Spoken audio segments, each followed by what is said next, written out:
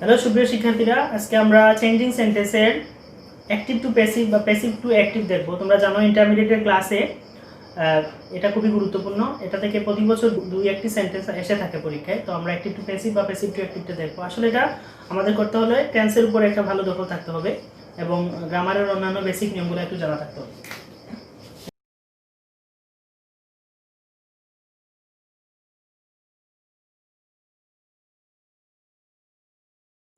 আসলে তিন ধরনের সেন্টেন্স অ্যাক্টিভ টু প্যাসিভে আসে, বিশেষ করে অ্যাসার্টিভ সেন্টেন্স, ইন্টারোগেটিভ সেন্টেন্স এবং ইম্পারেটিভ সেন্টেন্স। তো আমরা অ্যাসার্টিভটা দেখি একটু।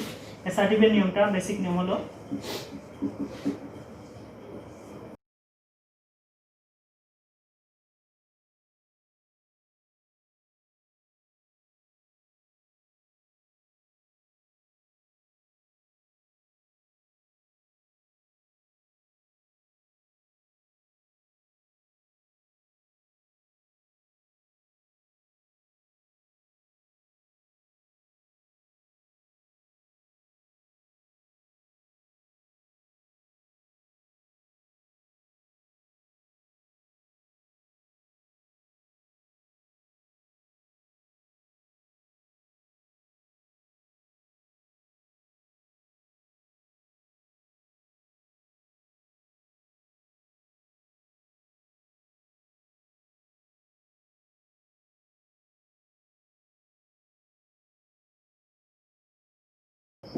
আমরা অ্যাক্টিভ টু প্যাসিভ বা প্যাসিভ টু অ্যাক্টিভ করতে হলে আমাদের প্রথমে অ্যাক্টিভ টু প্যাসিভের এই অ্যাসার্টিভের নিয়মটি খুবই গুরুত্বপূর্ণ। প্রথমে আমরা দেখব অ্যাক্টিভ ভয়েসের অবজেক্টিভ, প্যাসিভ ভয়েসের সাবজেক্ট হয়, এটা খুবই গুরুত্বপূর্ণ। দেন টেন্স ও পার্সন অনুসারে আমাদের অক্সিলারি ভার্ব বসাতে হয় এবং তারপর মূল ভার্বের পাস্ট পার্টিসিপল ফর্ম বসে। সবসময় মনে রাখতে হবে অ্যাক্টিভ টু প্যাসিভের সময় মূল ভার্বের পাস্ট পার্টিসিপল ফর্ম বসে এবং আমরা সাধারণত বাই বসে প্রিপোজিশন হিসাবে বা ভার্ব অনুসারে অন্য প্রিপোজিশনও বসানো হয়। আবার অ্যাক্টিভ ভয়েসের সাবজেক্টিভ, প্যাসিভ ভয়েসের অবজেক্টিভ হিসেবে বসে। তো আমরা উদাহরণের মাধ্যমে বিষয়টা ক্লিয়ার করি।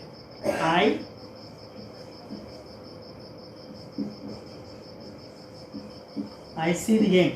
এই সেন্টেন্সের মধ্যে আমরা সাধারণত জানি, একদম সিম্পল সেন্টেন্সের মধ্যে আমরা জানি আই হলো সাবজেক্ট এবং দি গেম হলো অবজেক্ট এবং সি হলো ভার্ব, এটা ভার্ব 1।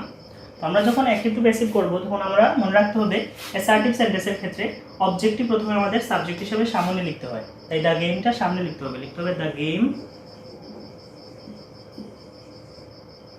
এটা হলো প্রথম রুল। অবজেক্টিভ হলো সাবজেক্ট। এখন দেখতে হবে ভার্ব কোন অবস্থায় আছে, এটা ভার্ব 1 না ভার্ব 2 না অন্য কোনো ভার্বের ফর্ম। আমরা মনে রাখবো যদি এখানে অ্যাসার্টিভ সেন্টেন্সে ভার্ব 1 হয় অর্থাৎ প্রেজেন্ট ইনডিফিনিট টেন্স হয়, তাহলে আমাদের এম ইজ আর এর যে কোনো একটা অ্যাপ্লাই করতে হবে। তাহলে দ্য গেমের পরে আমরা জানি ইজ হয় third person singular number, the game is. তারপর এখানে ভার্ব 1 থাকলে অর্থাৎ ভার্ব 1, ভার্ব 2, ভার্ব 3, সি, স, সিন। এখানে ভার্ব 1 আছে সি, এজন্য আমরা জানি এম ইজ আর একটা ব্যবহার করতে হবে। এখন সি ভার্ব 3, সি ভার্ব 3 হলো সিন। আমরা মনে রাখবো প্যাসিভ ভয়েসে অবশ্যই ভার্ব 3 ব্যবহার করতে হবে, এজন্য আমরা সিন লিখতে হবে। তারপর প্রিপোজিশন বাই,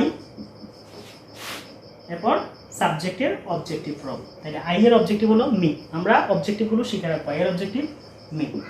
তো আমরা সাধারণত মনে রাখবো একটা বেসিক নিয়ম, অবজেক্টিভ হয় সাবজেক্ট, সাবজেক্টিভ অবজেক্টিভ ফর্ম পিছনে লিখতে হয় বাই দিয়ে বা অন্য প্রিপোজিশন ভার্ব অনুসারে আমরা বুঝে বুঝে লিখবো। আর ভার্ব 1 থাকার কারণে আমরা এম ইজ আর একটা লিখলাম, দ্য গেমের সাথে ইজ হয় এজন্য দ্য গেম ইজ।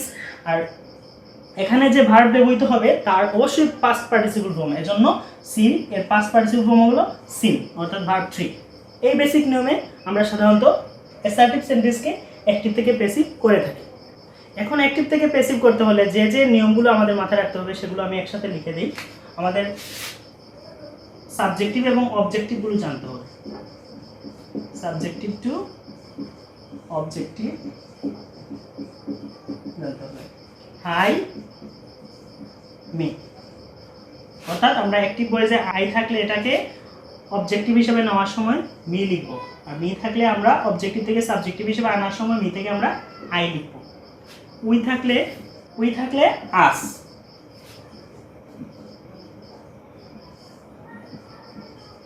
ইউ থাকলে ইউ, হি থাকলে হিম, শি থাকলে হার, দে থাকলে দেম,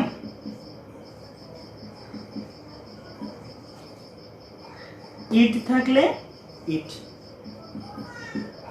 এগুলো মনে রাখতে হবে। তাহলে অ্যাক্টিভ থেকে প্যাসিভ করার সময় যখন আমরা আই পাবো, অবজেক্টিভ লেখার সময় আমরা মি লিখতে হবে। আবার মি থাকলে আমরা সাবজেক্টিভ হিসেবে যখন আনবো তখন আমরা আই লিখতে হবে। এরকম আমাদের এটা মুখস্থ করতে হবে। I, me, we, us, you, you, he, him, she, her, they, them, it, it. মনে রাখতে হবে। তো এই বিষয়টা খেয়াল রাখবে। এখন তারপর আমি যখন রুলস অ্যাপ্লাই করব সেন্টেন্সগুলোর মধ্যে, তোমরা সবগুলো আশা করি বুঝতে পারবে। এখানে এই বিষয়গুলো প্রথমে মুখস্থ রাখতে হবে। তো এখন আমরা অ্যাক্টিভ টু প্যাসিভের টেন্সের ব্যাপারটা ক্লিয়ার করি। তো যদি কোনো সেন্টেন্সে ভার্ব 1 থাকে তাহলে আমরা এমিজার দেব। অর্থাৎ আমরা জানি ভার্ব 1, ভার্ব 2, ভার্ব 3। যদি আমরা পাই ডু, ডিড, ডান, এক্ষেত্রে যদি আমরা ডু পাই অর্থাৎ ভার্বের 1 ফর্মটা পাই, ভার্ব 1 পাই, তাহলে আমাদের অক্সিলারি হিসাবে অবশ্যই এমিজারের একটা ব্যবহার করতে হবে। দেন ভার্ব 2, যদি আমরা ভার্ব 2 পাই অর্থাৎ ডিড, স, ড্র্যাঙ্ক এরকম ভার্ব 2 পাই, এক্ষেত্রে আমাদের ওয়াজ ওয়ারের একটা ব্যবহার করতে হবে। যদি আমরা পাই এই এমিজারের একটা অর্থাৎ এম, ইজ, আর, এমিজারের একটা যখন আমরা অ্যাক্টিভ ভয়েসে কোনো সেন্টেন্সে পাবো প্যাসিভ করার সময় আমাদের লিখতে হবে am being, is being, are being. Am being, is being, are being. এখন যদি আমরা ওয়াজ ওয়ারের একটা পাই লিখতে হবে ওয়াজ বিং অথবা ওয়ার বিং। এটা আসলে টেন্স ও নাম্বার অনুসারে বুঝে বুঝে টেন্স ও নাম্বার অনুসারে আমরা পরিবর্তন করে বসাবো। আচ্ছা, তারপরে যদি আমরা কোনো সেন্টেন্সে পাই হ্যাভ অথবা হ্যাজ, অ্যাসার্টিভ এক্ষেত্রে হ্যাভ অথবা হ্যাজ যদি পাই, এক্ষেত্রে আমাদের লিখতে হবে হ্যাভ বিন অথবা হ্যাজ বিন, টেন্স এবং পারসন বুঝে। হ্যাভ বিন অথবা হ্যাজ বিন। অনেকে হয়তো উচ্চারণ এবং রাইটিং এর ক্ষেত্রে এটা ভুল হতে পারে, বিং এবং বিন খেয়াল করতে হবে। Was being, have been, being, been দুইটা বিষয়। যদি কোনো সেন্টেন্সে আমরা হেড পাই তখন আমাদের লিখতে হবে হ্যাড বিন। অর্থাৎ আমরা যদি অ্যাক্টিভে এই অংশগুলো পাই, প্যাসিভে গেলে আমাদের এগুলা মাথায় রাখতে হবে। এগুলো আমরা ফুল মুখস্থ করে ফেলবো। আমরা যদি এই টেকনিকটা একবার মাথায় রাখতে পারি, যে কোনো রুলস আসলে অ্যাক্টিভ টু প্যাসিভে আমরা সহজেই আনসার করতে পারবো। একটা আছে যেমন উইল অথবা যদি শেল আসে পরীক্ষায়, উইল শেলের একটা পেলেই আমরা উইল বি, শেল বি দিতে পারি। অর্থাৎ আমরা টেন্স পারসন বুঝে উইল বি বা শেল বি, শেল বি অথবা উইল বি থাকলে আমরা লিখবো শেল বি বিং বা উইল বি বিং। ক্যান থাকলে ক্যান বি, কুড থাকলে কুড বি, মে থাকলে মে বি, মাইট থাকলে মাইট বি, শুড থাকলে should B.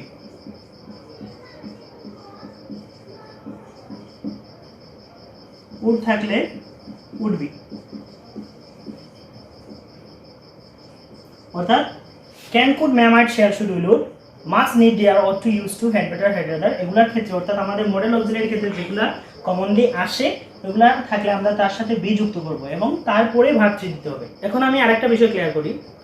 Active to passive করতে হলে আমাদের অবজেক্ট বিষয়ে বিশেষ গুরুত্ব দিতে হবে। অবজেক্টটা খুবই গুরুত্বপূর্ণ, কারণ আমাদের অ্যাক্টিভ টু প্যাসিভের ক্ষেত্রে অ্যাক্টিভ ভয়েসের অবজেক্টই কিন্তু প্যাসিভ ভয়েসের সাবজেক্ট হয়। এজন্য অবজেক্ট সম্বন্ধে আমাদের জানতে হবে। সাধারণত অবজেক্ট দুই প্রকার, আমাদের মনে রাখতে হবে। অবজেক্ট দুই প্রকার, কি কি? ডিরেক্ট অবজেক্ট এবং ইনডিরেক্ট অবজেক্ট এবং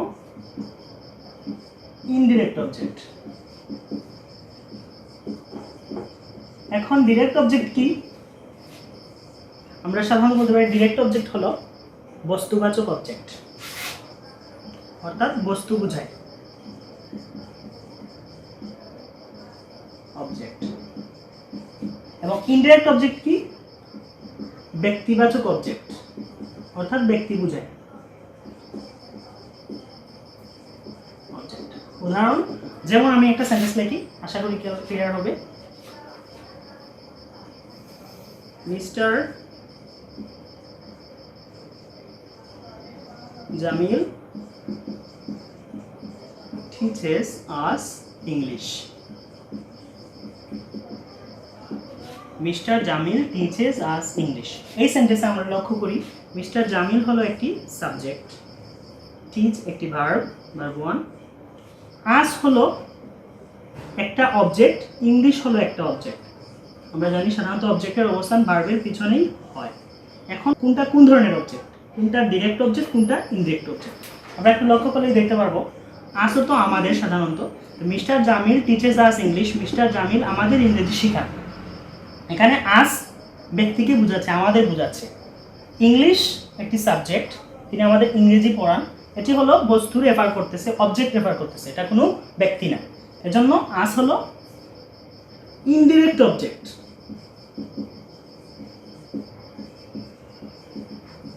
কিন্তু ইংলিশ হলো এখানে ডিরেক্ট অবজেক্ট।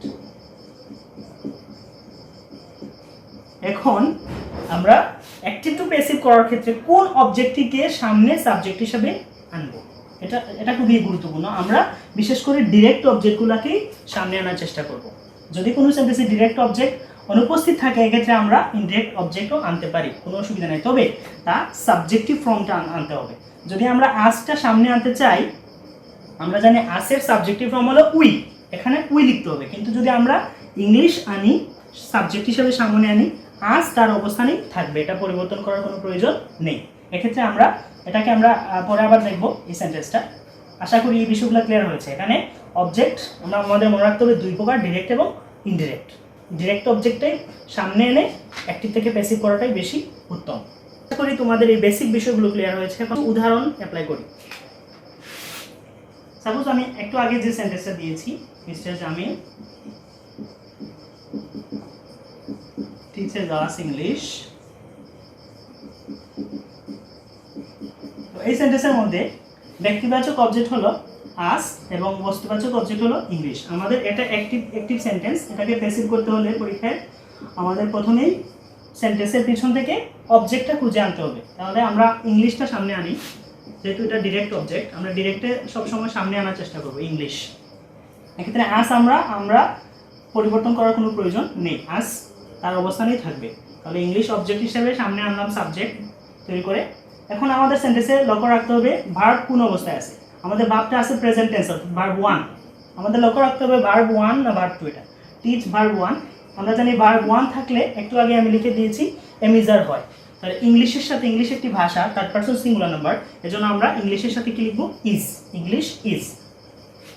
তারপর এখানে টিচার ভার্ব 3। আমরা জানি অ্যাক্টিভ টু প্যাসিভ করার সময় আমরা সবসময় ভার্ব তৃতীয় সারি ভার্ব ইউজ করবো, অর্থাৎ পাস্ট পার্টিসিপল। এজন্য আমরা টিচার ভার্ব 3 ইউজ করবো, টট, TAUGHT, টট। ইংলিশ ইজ টট। এখন আমরা টিচার পর আমাদের আস আছে, এটা আমরা যেরকম আছে ওইরকমই থাকবে, আমরা রাখবো English is taught us by Mr Jamil. তাহলে বাই দিয়ে আমরা মিস্টার জামিল পিছনে লিখবো। এই সেন্টেন্সের মধ্যে আমাদের লক্ষ্য রাখতে হবে অবজেক্টিভ হলো subject, subjective by the way হলো অবজেক্ট বাই মিস্টার জামিল। সেক্ষেত্রে আমাদের এই ভার্বের গঠনটাও মনে রাখতে হবে। ভার্ব 1 হওয়ার কারণে এমিজার হয়, এবং টিচার ভার্ব 3 সবসময় কি হয়? টট ভার্ব 3, এবং আজ তার অবস্থানেই থাকলো। যদি আমরা ইনডিরেক্ট অবজেক্টটাকে সামনে নিয়ে আসতাম, তাও কিন্তু সেন্টেন্সটা হতো। কিন্তু আমরা মনে রাখবো যে ডিরেক্ট এবং ইনডিরেক্ট অবজেক্ট থাকা অবস্থায় আমাদের ডিরেক্ট অবজেক্টটা কিন্তু নিয়ে আসাটাই বেস্ট হয়।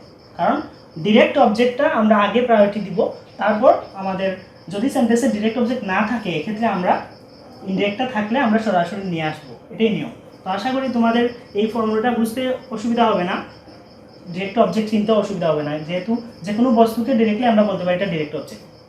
কোনো বস্তুর নাম থাকলেই আমরা বলবো এটা ডিরেক্ট অবজেক্ট, এটাকে আমরা সামনে আনতে পারি।